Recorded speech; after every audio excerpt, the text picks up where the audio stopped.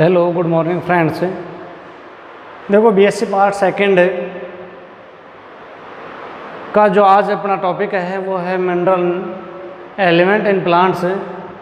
वैसे ये पॉइंट अपना कई दिन का चल रहा है कि पादपों में खनिज पोषणों का महत्व जो है, उपयोग जो है कि पादपों को विभिन्न खनिज पोषक तत्वों की आवश्यकता होती है, जिनमें अपन कई सारे खनिज पोषक तत्वों के बारे में पिछली वीडियो में अपन बता चुके हैं।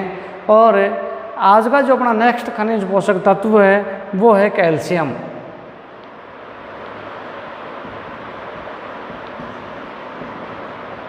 कौन सा पोषक तत्व है? Calcium, Ca। अब पादपों को अपने सुचारू रूप से वृद्धि और विकास के लिए, सही वृद्धि और विकास के लिए कैल्शियम तत्व का होना भी आवश्यक है। तो कैल्शियम तत्व पादपों को मृदा से घुलनशील आयनों के रूप में Ca+2 आयन के रूप में ये मृदा से अवशोषित करता है। इसमें ये कार्बन डाइऑक्साइड के रूप में या CaCO3 कैल्शियम कार्बोनेट से CO3-2 आयन के रूप में ये मृदा से अवशोषित करता है। तो ये मृदा से कैल्शियम तत्व की आपूर्ति करने के बाद में पौधे में इसके क्या तो कार्य हैं, और यदि कैल्शियम तत्व की कमी हो जाती है तो उस कमी के पादपों में क्या नुकसान है, और उनके बारे में अपन आज डिटेल से देखेंगे कि पादपों में कैल्शियम तत्व की उपयोगिता या कार्य और उनके न्यूनता के लक्षण। तो पहले तो इसके वितरण के बारे में देख लेते हैं। मृदा में विभिन्न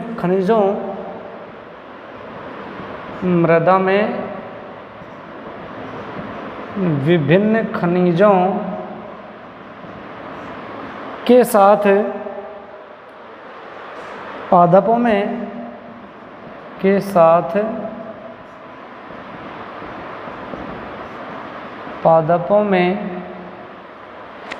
Ca+2 के रूप में C++A+2 के रूप में उपलब्ध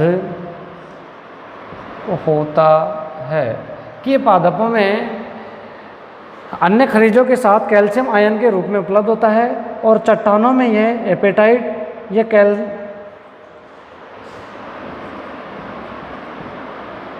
चट्टानों में यह एपेटाइट या कैल्शियम कार्बोनेट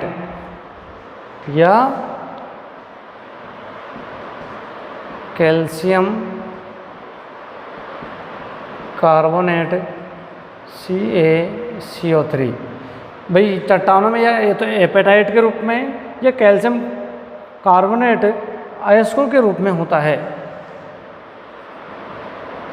अयस्कों के रूप में होता है। तो मृदा में तो ये होता है कैल्शियम आयन के रूप में, और चट्टानों में किसके रूप में होता है? ये या तो एपेटाइट या कैल्शियम कार्बोनेट अयस्कों के रूप में ये मृदा में ये चट्टानों में पाया जाता है। चूने के पत्थर में उपस्थित चूने के पत्थर में उपस्थित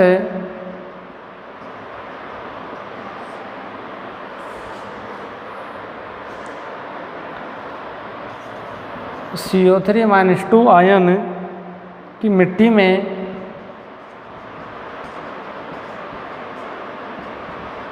जल में घुली CO2 में विलेयता बढ़ जाती है। घुली CO2 में विलेयता बढ़ जाती है। भाई चूने पत्थर के रूप में जो कैल्शियम कार्बोनेट आयन के रूप में ये मिट्टी में घुली हुई जो CO2 है, मिट्टी में जो जल में घुली हुई CO2 में, इसके कारण इसकी क्या बढ़ जाती है? विलेयता बढ़ जाती है, और जिससे कैल्शियम का अवशोषण शीघ्रता से हो जाता है। विलेयता बढ़ जाती है जिससे कैल्शियम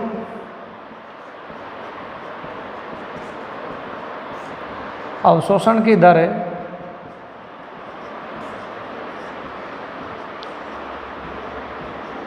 बढ़ जाती है, क्योंकि मृदा में तो ये जो है कैल्शियम आयन के रूप में उपस्थित होता है, कैल्शियम Ca+2 आयन के रूप में, और चट्टानों में ये एपेटाइट या कैल्शियम कार्बोनेट के अयस्कों के रूप में होता है।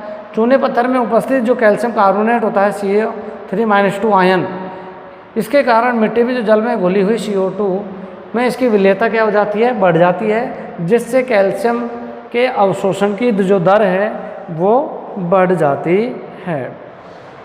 अब देखो इसका, और रेतीली मिट्टी में कैल्शियम की कमी रहती है। एक थोड़ा सा ध्यान रखना है कि जो रेतीली मिट्टी होती है, रेतीली मिट्टी में कैल्शियम की कमी होती है। बालू रेत होती है, रेतीली जो मिट्टी होती है, रेतीली मिट्टी में कैल्शियम आयन की कमी पाई जाती है। ये तो अधिकतर तो पाई जाती है जो चट्टानों वाली जो मृदा होती है। नई मृदा का निर्माण चट्टानों के अपक्षय के कारण होता है कि उनमें चट्टानों में अपक्षय होता है, अपक्षयन के कारण उनमें घर्षण बल के कारण छोटे छोटे कणों का निर्माण होता है, जिससे नई मृदा का निर्माण होता है। तो इसमें चट्टानों के कारण जो नई मृदा का निर्माण होता है उसमें कैल्शियम तत्व की पूर्ति कैल्शियम कार्बोनेट और एपेटाइट आयस के रूप में उपस्थित होती है, और इसके कारण कैल्शियम आयन कार्बोनेट आयन जो है ये जल में घुली हुई CO2 की विलेयता को बढ़ जाती है, जिसके कारण कैल्शियम अवशोषण की दरें बढ़ जाती है। ये तो था कैल्शियम के बारे में कि कई भाई मृदा में पादपों में ये कैल्शियम आयन के रूप में अवशोषण होता है। अपन जो भी पोषक तत्व पढ़ रहे हैं सारे आयनों के रूप में, भाई जैसे Fe पढ़ा तो Fe आयन के रूप में होएगा, सल्फर भी आयन के रूप में होगा, सल्फेट आयन के रूप में, नाइट्रोजन है, नाइट्रोजन में ही नाइट्रेट और नाइट्राइट आयन के रूप में इनका अवशोषण होता है। ये सीधा तत्व अवशोषित नहीं हो पाते, ये तो आयनों के रूप में इनका अवशोषण पादपों के द्वारा किया जाता है। तो मृदा में तो कैल्शियम आयन के रूप में और चट्टानों में ये कैल्शियम कार्बोनेट के रूप में उपस्थित होता है। तो अब देखना है इसके कार्य कि पादपों में कैल्शियम के कार्य, फंक्शन ऑफ कैल्शियम।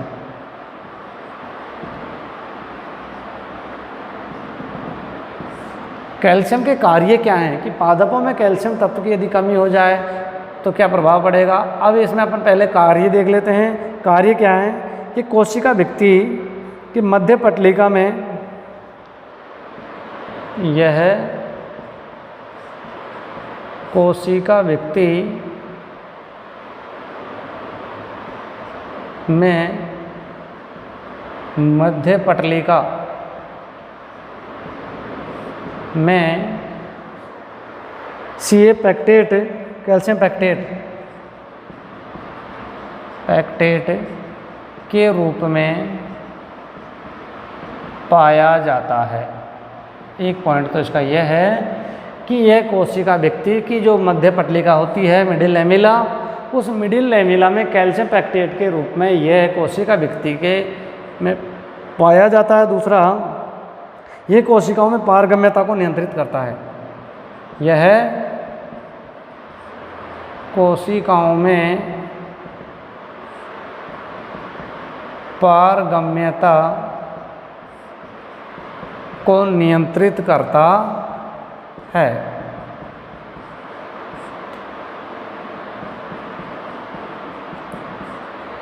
भी कोशिका के मध्य विभिन्न खनिज पोषक तत्व या तरल साइटोप्लाज्मा का जो आवागमन होता है, उन पारगम्यताओं में कैल्शियम तत्व की अपनी महत्वपूर्ण भूमिका होती है। उनको कंट्रोल करने का कार्य यह तत्व करता है।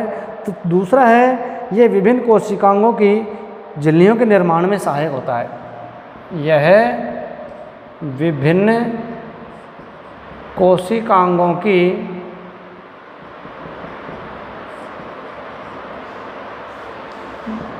झिल्लियों के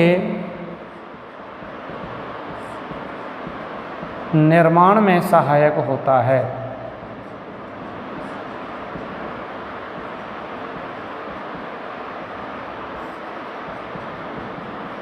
ठीक है, कि विभिन्न प्रकार के जो कोशिकांग हैं उन कोशिकाओं में जो कोशिका झिल्ली का निर्माण होता है उसमें भी कैल्शियम आयन या कैल्शियम तत्व उपयोगी होता है। इसके अलावा यह समसूत्री विभाजन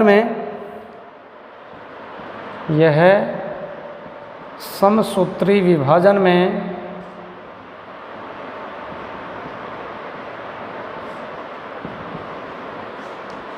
तर्कु तंतु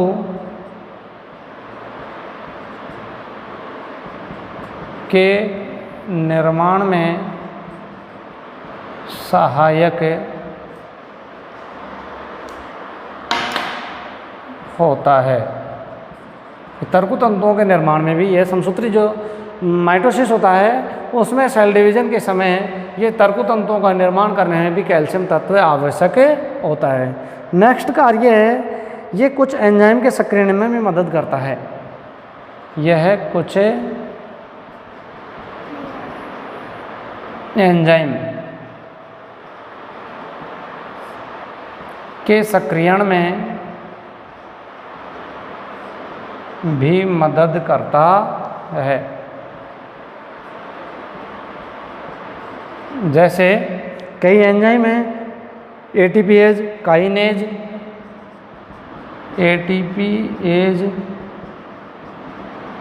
काइनेज, और नेक्स्ट है डिहाइड्रोजिनेज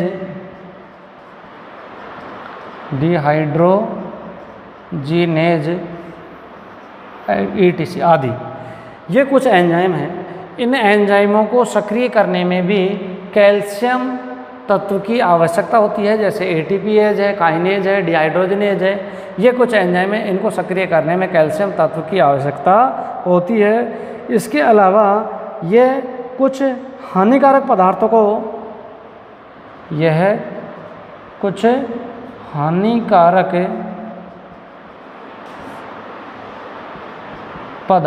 को उदासीन करता है, उदासीन करने का कार्य करता है।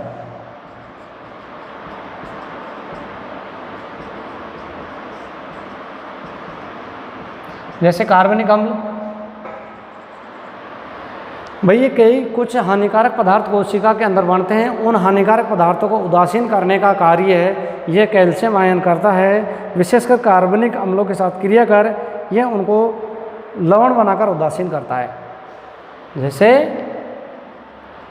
कुछ कार्बनिक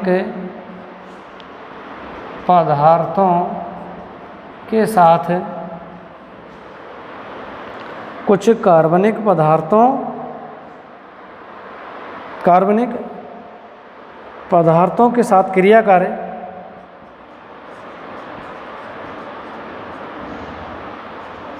उनके लवण बनाकर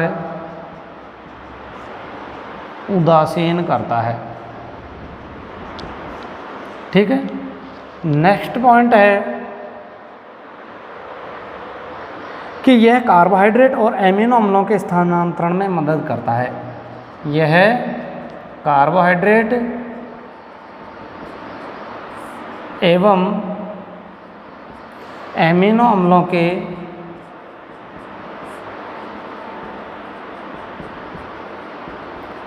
स्थानांतरण में मदद करता है। कोशिकाओं के अंदर कार्बोहाइड्रेट और एमिनो अम्लों का जो ट्रांसफ्यूजन होता है, स्थानांतरण जो होता है, उसमें भी कैल्शियम आयन अपनी महत्वपूर्ण भूमिका निभाता है। और नेक्स्ट और लास्ट है कि जड़ों की वृद्धि में यह सहायक होता है। जड़ों की वृद्धि में सहायक होता है। नेक्स्ट एक और कार्य है, उसको देख लीजिए।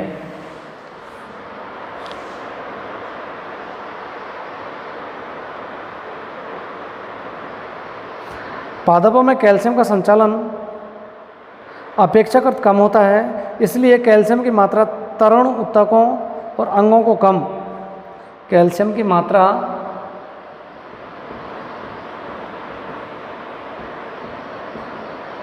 की मात्रा तरुण ऊतकों को कम एवं प्रौढ़ जो युवा होते हैं, तरुण ऊतकों अंगों को कम एवं प्रौढ़ एवं परिपक्व अंगों को अधिक होती है, एवं प्रौढ़ एवं परिपक्व अंगों को अधिक होती है। तो ये कुछ कार्य हैं कैल्शियम तत्व के पादपों में, कुछ कार्य फंक्शन हैं कि उनमें, दोबारा से देख लीजिए कि ये कोशिका जो भित्ति होती है, सेल वेल होती है, उसमें मिडिल लेविला मध्य पटलिका में कैल्शियम पैक्टेट के रूप में कैल्शियम तत्व पाया जाता है, जो उसको मजबूती और दृढ़ता प्रदान करता है। दूसरा है कोशिकाओं में पारगम्यता को कंट्रोल करता है। कोशिका के अंदर जो कोशिका झिल्ली के माध्यम केंद्रक या कोशिका से केंद्रक के अंदर या केंद्रक से कोशिका के अंदर जो कुछ पदार्थों का जो आवागमन होता है, उस पारगम्यता को कंट्रोल करने का कार्य करता है। नेक्स्ट है कोशिका। ये विभिन्न कोशिकाओं में कोशिका झिल्लियों के निर्माण में भी सहायक होता है। कई कोशिकाओं के कोशिकांग हैं, कई कोशिकाओं के जो कोशिका झिल्ली बनती है, जैसे बाहर की ओर मेम्ब्रेन जो बनती है, उस झिल्लियों के निर्माण में भी यह सहायक होता है। दूसरा है समसूत्री विभाजन में तर्कु तंतुओं के निर्माण में सहायक होता है। समसूत्री विभाजन जैसे होता है और उसमें जो तर्कु तंतुओं का निर्माण होता है, तर्कु तंतुओं के निर्माण में भी कैल्शियम तत्व आवश्यक है। नेक्स्ट है कुछ हानिकारक पदार्थों को अविषालु टॉक्सिनिक होते हैं, अविषालु पदार्थ या हानिकारक जो पदार्थ होते हैं उनको ये उदासीन करने का कार्य करता है। जैसे कुछ कार्बनिक अम्ल हैं, उन कार्बनिक अम्ल को ये कुछ कार्बनिक अम्ल जो होते हैं उन पर ये क्रिया करके और लवण बनाकर उनको उदासीन कर देता है। नेक्स्ट है कार्बोहाइड्रेट और एमिनो अम्लों को के स्थानांतरण में भी मदद करता है। कार्बोहाइड्रेट और एमिनो अम्ल उनके ट्रांसफर में भी ये कैल्शियम तत्व उपयोगी है। नेक्स्ट है जड़ों की वृद्धि में भी ये सहायक होता है। दूसरा है कि कैल्शियम जो है तरुण ऊतकों में या अंगों में तो इसकी कम ज़रूरत होती है, और प्रौढ़ और परिपक्व जो अंग होते हैं उनमें कैल्शियम तत्व की अधिक आवश्यकता होती। तो ये तो थे कैल्शियम के कार्य कि कौन कौन से कार्यों में कैल्शियम तत्व पादपों के लिए उपयोगी है। और अब है इसकी न्यूनता के लक्षण कि यदि पादपों में कैल्शियम की कमी आ जाए, देखो वैसे कैल्शियम तत्व व्यक्ति की वृद्धि और विकास के लिए भी आवश्यक है, तो अपन पढ़ रहे हैं थोड़ा सा पादपों के लिए है कि पादपों में यदि कैल्शियम तत्व की कमी हो जाए तो उस पर उसका क्या प्रभाव पड़ेगा। तो न्यूनता के कुछ लक्षण हैं, उन्हें अपन देखते हैं। न्यूनता के लक्षण कि यदि पादपों में कैल्शियम तत्व की कमी हो जाए तो उस पर क्या प्रभाव पड़ेगा। नंबर 1 है कैल्शियम तत्व बहुत महत्वपूर्ण है। भी पादपों में जो कैल्शियम तत्व है ये बहुत महत्वपूर्ण है, और यदि इसकी कमी हो जाती है तो इसकी कमी से जड़ें अधिक प्रभावित होती हैं। भाई जड़ों की अधिक वृद्धि के लिए कैल्शियम तत्व होना जरूरी है। यदि कैल्शियम की कमी हो जाएगी तो जड़ जो होती हैं, जड़ों की वृद्धि पर विपरीत प्रभाव पड़ेगा, क्योंकि उनमें जो अधिचर्म का अपघटन हो जाता है, जिससे श्लेष्मी हो जाती हैं, उसके ऊपर जो अधिचर्म पाई जाएगी उसका अपघटन हो जाएगा और वो अधिचर्मी हो जाएगी, श्लेष्मी हो जाएंगी। नेक्स्ट है कि कैल्शियम का संचालन कम होने के कारण, कैल्शियम का संचालन कम होने के कारण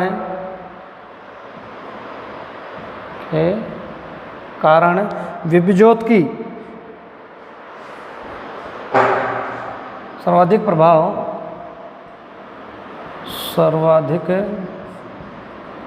प्रभाव विभज्योतकी ऊतकों पर पड़ता है।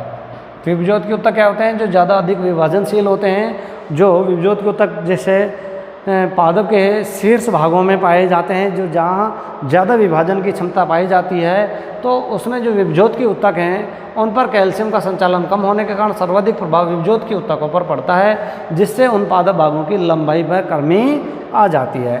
नेक्स्ट प्रभाव है कि यदि कोशिका विभाजन के पश्चात कोशिका विभाजन के पश्चात मध्य पटलिका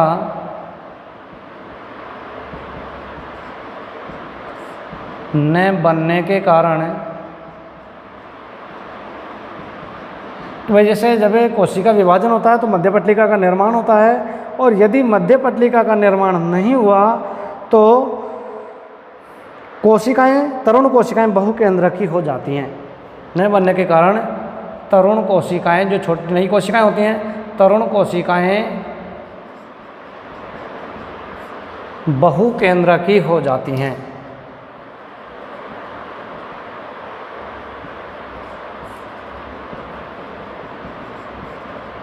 भाई जैसे सेल डिवीजन होता है, एक कोशिका से दो कोशिकाएं बनी, उन दो कोशिकाओं के मध्य जो मध्य पटलिका बनती है, ये मध्य पटलिका के निर्माण में कैल्शियम तत्व की आवश्यकता होती है। यदि मध्य पटलिका नहीं बनी तो जो तरुण कोशिकाएं वो बहुकेंद्रकी हो जाती है, एक से अधिक केंद्रक उन कोशिकाओं के, तो बहुभ्रूणता उनमें उत्पन्न हो जाएगी, पॉलीएम्ब्रियो। तो उस मध्य पटलिका का निर्माण नहीं हो पाएगा, जिसके कारण कोशिकाएं, तरुण कोशिकाएं जो हैं वो बहुकेंद्रकी हो जाती हैं। नेक्स्ट है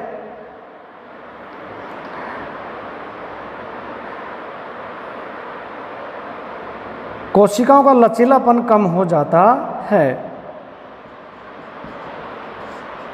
कोशिकाओं का लचीलापन